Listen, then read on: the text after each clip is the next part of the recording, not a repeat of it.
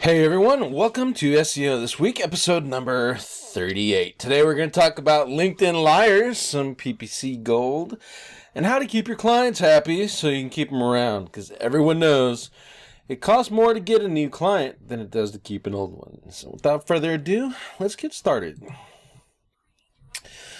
So the first site we're going to look at is Small Business Trends, and this one is the LinkedIn liars study that I alluded to. And basically what they did was they conducted a survey of LinkedIn users. It wasn't really clear on the scope, like how many, the market that they were looking at, etc. But it did give some interesting information about looking at profiles and determining whether or not they're true. The fact of the matter is, as with any website, you can put a smiley, happy face on all of your properties, including LinkedIn, to make you seem better than you are, living the dream, or presenting the dream, but living the nightmare kind of scenario. And this is the same with LinkedIn. The reason I wanted to highlight this and show it off is, while they did show 1,200 respondents, 23% that said they were prone to lying. Basically, what that means is so they either inflated their skills, or they just outright made up their profiles. I think you can look at that in a bunch of different ways. Try to compete in a very competitive space. And at sometimes just people are prone to lie, and it's a lot easier to do on social media. So when you're looking to hire, especially from any website, and you're looking at qualifications, make sure you have a system in place to do interviews, see work habits, and do tryouts. Like test out a new virtual assistant, for example, for a week. How are they going to work with you? How do they communicate? Do they understand the simple tasks that you give them? And it'll save you a lot of drama when you're going down the road and actually doing more complex stuff. So, interesting article, just, some food for thought. Next one is Oberlo. It's a new site. And this one is top 12 top online marketing influencers to watch in 2017. This one's interesting in so much as this is it's a list of people who are well known in our industry. Danny Sullivan's on here, Amy Porterfield, and a few others. And a couple of things that I want to point out from the list is most of these people are speakers. They're invited to different conventions, etc., to present the world of online marketing. However, I don't know that all of these people are actually, actively doing online marketing. Amy Porterfield sells courses, and Danny Sullivan, he owns search engine land, so that's a good, it's a good resume. But are they actually doing marketing for businesses? In our case, like small businesses, or are they just information providers now in their space? And what I wanted to highlight from this is, one, if you're looking for influencers to follow to provide some information, or hopefully get them to notice you, jump up and down and notice me kind of thing, following the influencer marketing path, then that's probably a good list for you to look at. However, I think you need to be the one that's positioning yourself as an influencer. You need to get followers. You need to do that through content, social media engagement, and build up your reputation within your own circle versus relying on other people's reputation now. These people don't owe you anything. It's very unlikely that they are going to actually engage with you, much less promote your content. So why bend over backwards to serve them and their needs when you can serve your own? Influencer marketing does have its place. However, I think these 12 influencers are probably over the top for online marketers, and I wouldn't look for these people. I would look for people who have a smaller market or a smaller reach, but it's still a reach nonetheless. And you expand and you build on with those smaller guys to build your own influence, and then you make one of these top 10 or top 12 lists. The next that we're looking at is KISSmetrics. It's how to solve customer retention problems. And this is a excellent post because, as I said in the opening, it is a lot easier to keep existing clients than it is to find new ones. And it's a lot cheaper. So these are 4 steps that you can do to achieve that. One is show more customer appreciation, loyalty programs. If you're a customer for us, for instance, we send out periodic coupons to our mailing list. Send out a thank you email. You have autoresponders. Put that in there. Thank you for your purchase. We appreciate all that you are and all that you do for supporting our business. Thank you, thank you, thank you. Really simple, easy to do thing. You can create special events for your customers. Ask for reviews, get some feedback on them, get their opinions. What do you think about X, Y, and Z? You bought it from us. What are some things that we can do to improve the product? Now they're engaged with you and they're invested in you and your service, and they're more likely to stick around. And then finally, there's one is be better at content marketing. It's number 4. It's probably one of the most important ones that I would follow.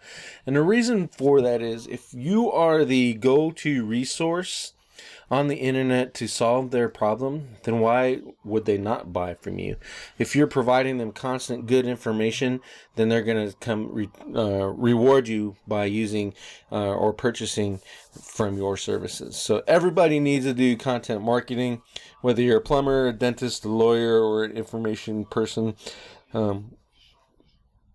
Leverage content marketing for your business. You have no more excuses.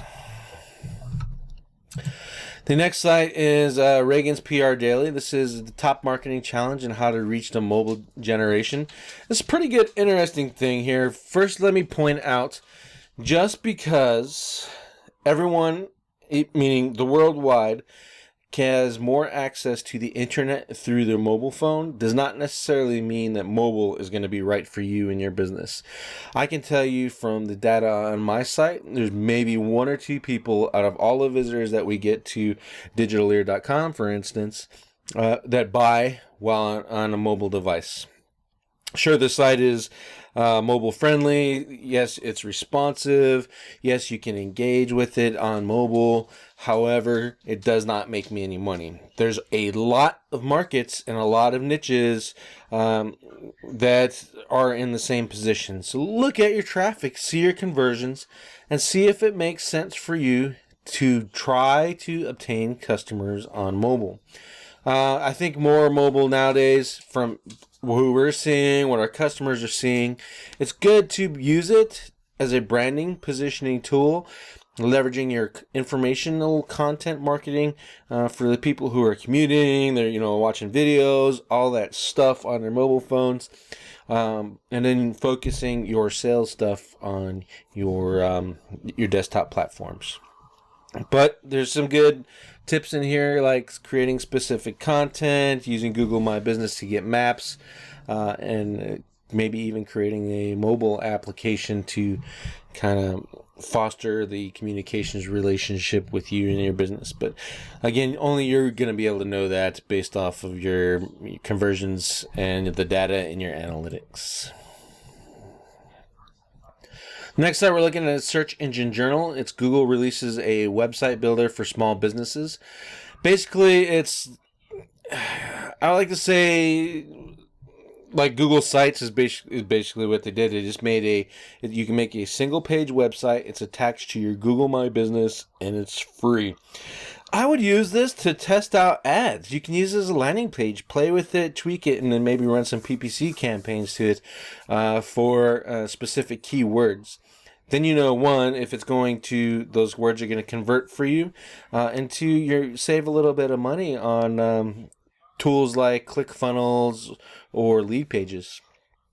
It's not a complete replacement for that, but it's a good way to save money, especially if you're just starting out. If you don't have a website at all, I would get this one, put it in place for right now, but do not, I repeat, do not use this as your sole web property. Google can get rid of this anytime they want to. They can put limits on what you can do with it anytime they want to. You don't own the race course, as it were, from Jane Shrapko. So you need to own your own domain. You need to own your own hosting. You need to own your own website and your business online. Next is HubSpot.com, is how to write catchy headlines and blog titles your readers can't resist. We've gone over this quite a few times here on SEO This Week, and the reason why I'm allowing to go ahead and do it again is because it's so important. Your headline is how you get people to read your content, to watch your video, to buy your product. You need to know and understand how to write good headlines. So any and all information that you can find about this, even some swipe file stuff, like, looking at what other people are doing, create all of that for your headlines. Search alone, the click-through rate in the search results matters. If you have a better, more compelling headline than everyone else and you're only number 3, you're going to get more clicks, and the clicks alone there are going to help you rank. So this is a very, very, very important topic, and you need to leverage it. I actually put an advanced tip on how to use Twitter to test your headlines on the site. So check out this episode on Digitaleer.com to see that advanced tip. Another Search Engine Journal article is the complete list of Google penalties and how to recover. This is a really broad overview. The recovery sections are maybe a sentence, so I wouldn't take this for face value. However, if you're wanting to know what Google can or will do or is doing at this point in time, this is a pretty good list. And it also kind of defines for you, Penguin and Panda are algorithms. They're not penalties. So if a person says, oh, you were hit by Penguin, that means the algorithm is punishing you, and it's a little bit easier actually to recover from that. If you're hit by Panda, the algorithm is hurting you. It's easier to recover from that. If you get hit by an actual penalty, which like thin content or schema, spam, those kind of things, and you'll see those manual actions in your search console. Those are a little bit tougher. In the end, it's cheaper to do SEO right the first time versus doing penalty recoveries. We do penalty recoveries for a lot of people here at Digitaleer.com, and you're looking at a 6-month commitment and $1,500 a month just to even think about doing a penalty recovery. So this stuff's, it's a lot cheaper to do SEO right than it is to recover. And it's certainly not easy, at least not anymore. But this is a pretty good list. I think you'll find it very informative, if anything. Next is Ahrefs blog, and are Google SERP features stealing traffic from your site? And this is some research data that they compiled. And in fairly short version, basically, if you see a featured snippet for your target term, then you need to optimize for it because your traffic within the search results is going to be lower. I don't know if I agree or disagree with the use of feature snippets. Basically, what they're doing is taking content off of your site, putting it into Google, and then just robbing everyone of traffic. And then they get the ad clicks, and no one else gets the added benefit. Unless the searcher wants to see the entire list. Let's say a top 10 ways to do X or how to complete Y.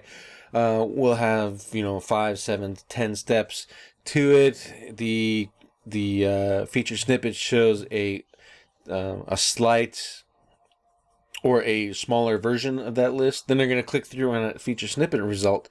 So you need to optimize for it. You need to figure out how to leverage feature snippets and how to quote unquote steal those from your competitors to get that traffic.